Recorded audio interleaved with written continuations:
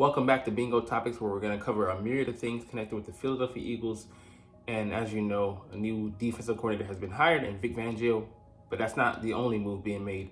A lot of moving and shaking happening in this organization. And let's cover some of it, as well as free agency, a dip of it. What's up, it's your boy Cintron coming back at you with another analysis video. And I kid you not, that's my real name. Report: Brian Johnson interviews for 2 more offensive coordinator jobs. So I keep hearing Eagles fans talk about, oh, Brian Johnson stinks, get him out of here. He's gone. Don't have to worry about that. But the way you see him versus the way the league sees him paints a completely different narrative of this guy. He's a creative young man, individual. He has a lot to bring to any offense. And I'm ashamed to say that we didn't use any of those ideas or tools, the fresh ideas Nick said we were fresh out of here in Philadelphia. But I think the way he's going to be used by a new offense, or the competence he's going to be able to bring to those teams, will shock some fans out there that didn't believe, that just thought he was just an imbecile. But he's going to be interviewing with the NFC South teams we could potentially face this year, in the Tampa Bay Buccaneers and the New Orleans Saints, in addition to the Cleveland Browns. So that's 3 more interviews set up for offensive coordinator position. So a lateral position, but he might actually have play calling power in Tampa Bay, who just lost their offensive coordinator in New Orleans, who I think might have gotten rid of theirs. But in Cleveland, Kevin Stefanski will be running the job. But that being said, I mean, he's got a young guy to work with. I mean, not fresh, but Baker Mayfield coming off a stellar season.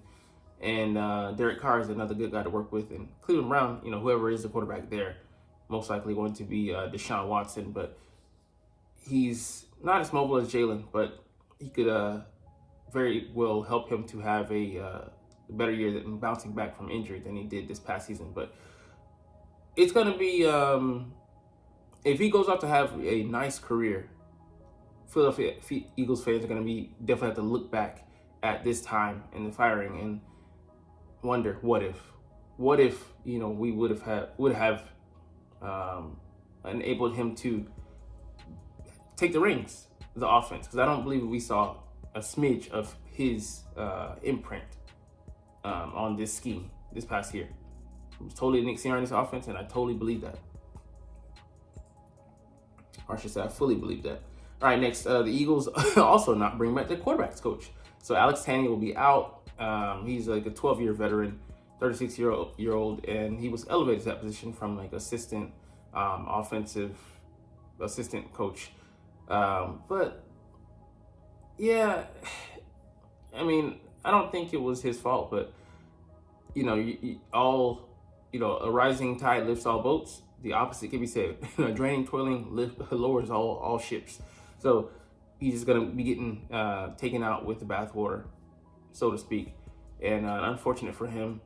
But they're looking for, I could say, they're looking for new ideas, not necessarily fresh ones, because they had some ideas that could have been fresh, but just wholesale cleaning house.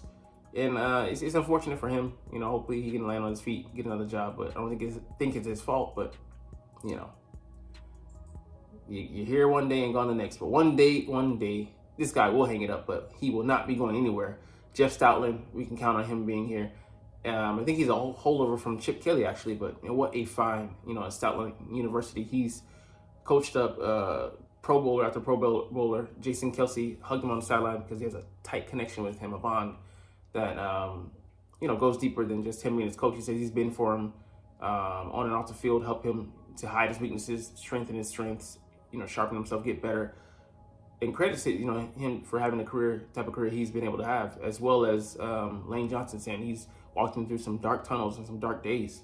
And had nothing to do with coaching, his mental health. When he was struggling with that heavily, it's a daily battle for Lane, but guy that makes it easy to have. It's like a guy who's pretty much like a father figure for him. And then Jordan Mailata, he built him from the ground up. He didn't know a wink of football before he came here, turned him into a Pro Bowler. And, his family set with that, 4-year, $40 million contract. I mean, did wonders for his career. So he's going to be the staunchest Stoutland supporter. Even going to say in his introduction on Monday Night Football, Sunday Night Football, I went to Stoutland, yeah. So happy to see this guy. I mean, happy if they'd be a fool to get rid of him at this point. So at least Eagles hold true to some promises, or at least the success, even if that's just what they're focusing in on. But another news on the interview, bringing in guys in.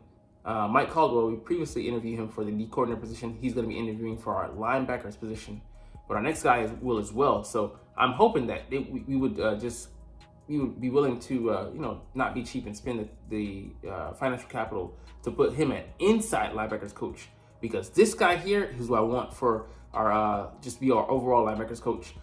Former Packers D coordinator Joe Barry. So he also runs that Vic Fangio scheme, and he's a disciple of him. And for him to work directly under him and have that former D coordinator experience, as well as Mike Cole, if he was able to come in at inside linebacker, because he played the position as well here in Philly, I think for 4 years, for Andy Reid, 99 to 2003, I want to say. Yeah, I mean, that would be wonderful to have, his wealth of experience. Something goes wrong, he could, fill in for Vic. Just say health emergency emerges. It's superstar cast of, defensive guys under Vic Fangio, and I'm not the staunchest supporter of his scheme. We'll get to that a little bit later in the short, but I'd love to have his experience on board, because he did pretty damn well against San Francisco, limiting them to some of their season lows on offense, as well as who else did they face? The Cowboys, when getting them out of there. They didn't do very well against his defense. So I think he'd have a lot to bring. I mean, he was D coordinator for 2 years, got wealth of experience, and he'd be able to coach the guys up.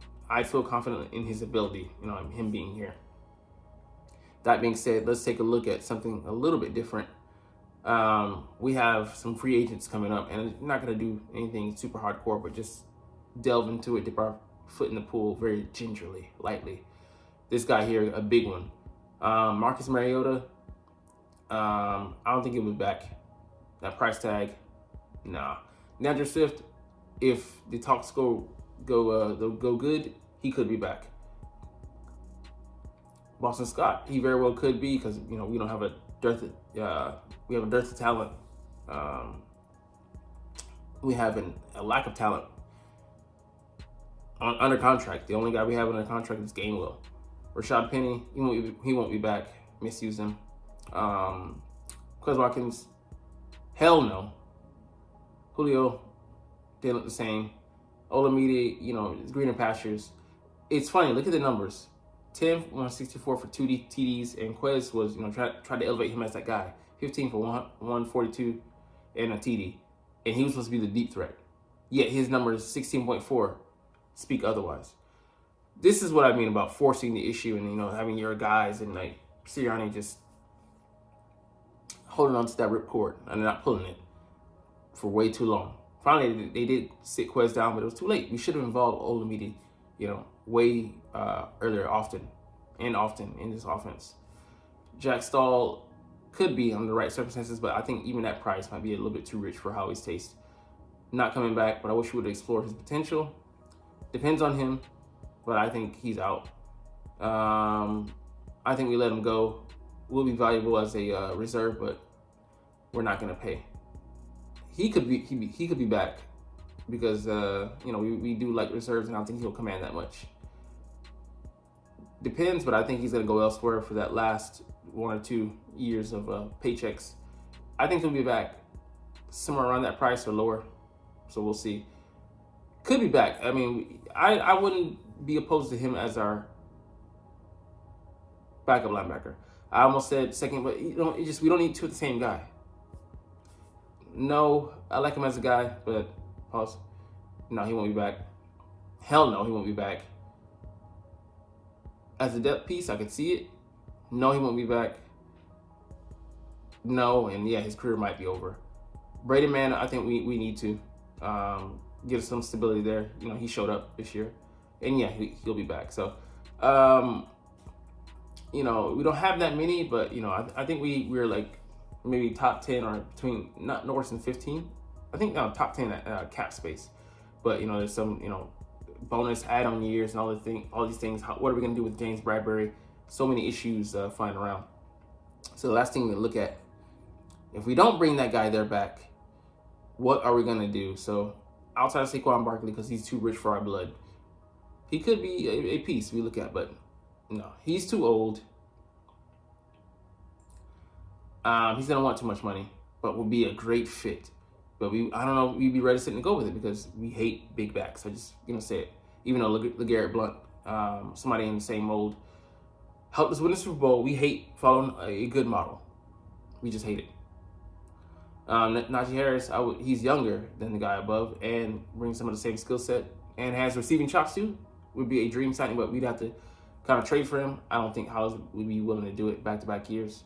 But I can see him going the cheapskate route if he does go this way.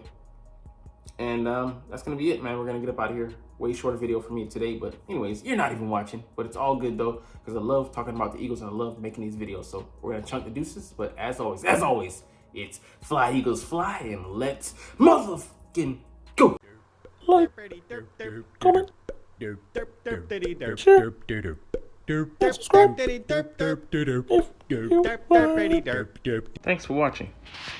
Check me out at Cintron, Cintron Anime, Cintron Life, or Cintron Laughs, or other social media.